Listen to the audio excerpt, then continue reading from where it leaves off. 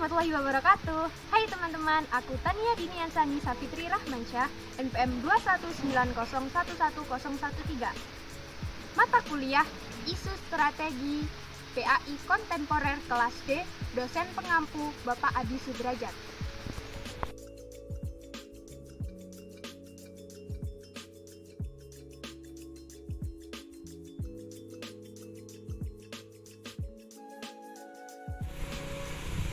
Sungai di Indonesia masih jadi tempat pembuangan sampah.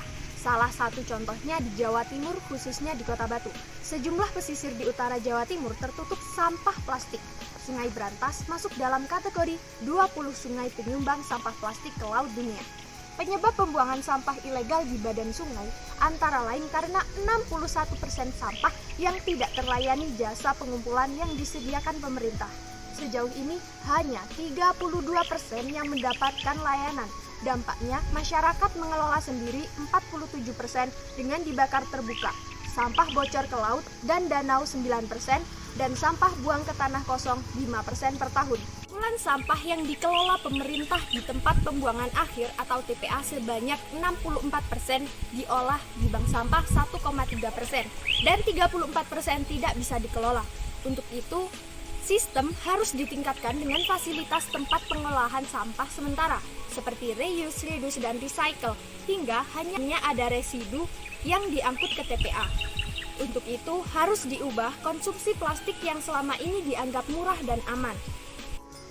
Pencemaran plastik pun pada tingkat mengkhawatirkan. Laut terkontaminasi mikroplastik, beragam biota laut tercemar mikroplastik.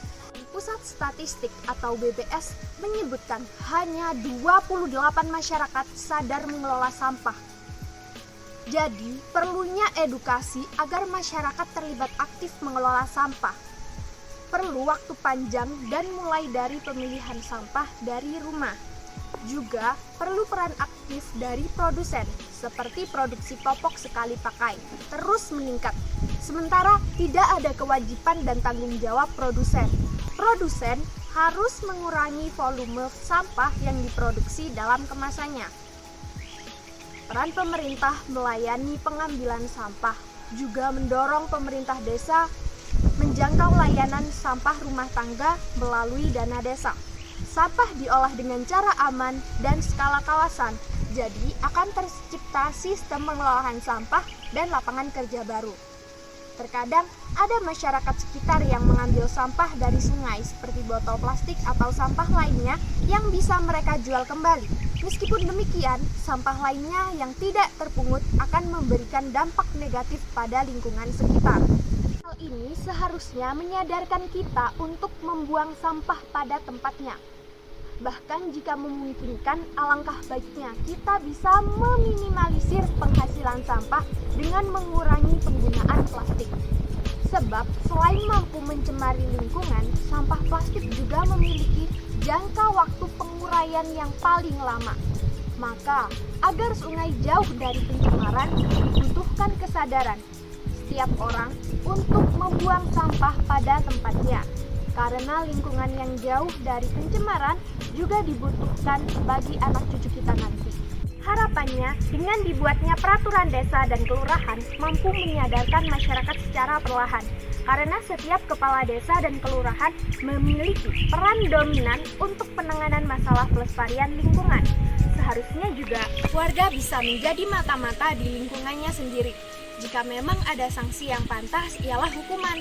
Hukuman itu seperti mengambil kembali sampah yang dibuang di sungai, atau dicatat nama dan alamat lalu dipajang di balai RW setiap desa, sehingga memberi efek jera bagi masyarakat itu sendiri.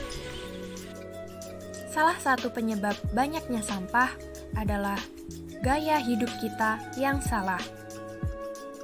Sudah saatnya kita melaksanakan gaya hidup 3R. Apa itu 3R? 3R yaitu reduce, reuse, dan recycle. Mari kita simak penjelasannya berikut ini. Reduce yaitu mengurangi sampah yang kita produksi.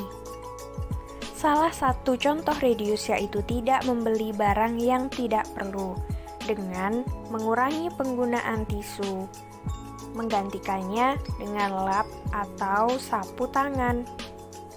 Selain itu, kita dapat menggunakan tas belanja bawaan sendiri daripada menggunakan kantong plastik. Reuse, yaitu menggunakan kembali barang yang ada, seperti menyumbangkan baju lama ke saudara. Menggunakan toples bekas selai menjadi wadah bumbu dapur. Selanjutnya recycle, yaitu daur ulang sampah yang sudah ada. Sayur-sayur bekas dimanfaatkan menjadi pupuk atau kompos. Koran bekas dan kertas-kertas bekas diolah menjadi kerajinan tangan. Contoh kegiatan reuse sehari-hari, yaitu menggunakan baterai yang dapat di-charge kembali. Gunakan kembali wadah atau kemasan yang telah kosong untuk fungsi yang sama atau fungsi lainnya. Contoh kegiatan reduce sehari-hari yaitu pilihlah produk dengan kemasan yang dapat didaur ulang. Hindari memakai dan membeli produk yang menghasilkan sampah dalam jumlah besar. Gunakan produk yang dapat didaur ulang. Kurangi penggunaan bahan sekali pakai serta hindari membeli dan memakai barang-barang yang kurang perlu. Yang ketiga, contoh kegiatan recycle sehari-hari, yaitu pilihlah produk dan kemasan yang dapat didaur ulang dan mudah terurai. Olah sampah menjadi kertas atau karton kembali. Lakukan pengelolaan sampah organik menjadi kompos. Lakukan pengolahan sampah non-organik menjadi barang-barang bermanfaat, seperti kerajinan tangan. 3R sebenarnya sederhana, dapat dilakukan oleh siapa saja, di mana saja, dan kapan saja, serta tidak membutuhkan biaya yang besar. Namun, dari 3R yang sederhana ini bisa memberikan dampak yang signifikan bagi penanganan sampah yang sering terjadi di sekitar kita. Itu tadi dari saya, kurang lebihnya mohon maaf. Saya pamit undur diri. Wassalamualaikum warahmatullahi wabarakatuh.